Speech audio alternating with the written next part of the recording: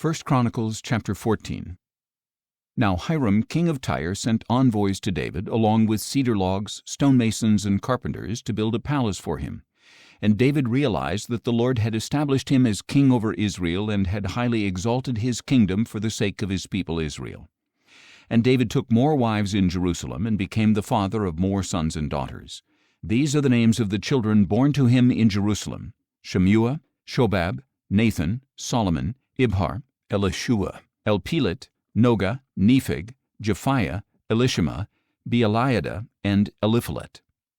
When the Philistines heard that David had been anointed king over all Israel, they all went in search of him. But David learned of this and went out to face them. Now the Philistines had come and raided the valley of Rephaim. So David inquired of God, "Should I go up against the Philistines? Will you deliver them into my hand?" "Go," replied the Lord, "for I will deliver them into your hand." So David and his men went up to Baal-perazim, where he defeated the Philistines, and said, "Like a bursting flood, God has burst out against my enemies by my hand." So they called that place Baal-perazim. There the Philistines abandoned their gods, and David ordered that they be burned in the fire.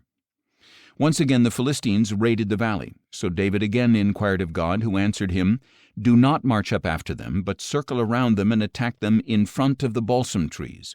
As soon as you hear the sound of marching in the tops of the balsam trees, move out to battle, because this will mean that God has marched out before you to strike the camp of the Philistines." So David did as God had commanded him, and they struck down the army of the Philistines all the way from Gibeon to Gezer. And David's fame went out into every land, and the Lord caused all nations to fear him.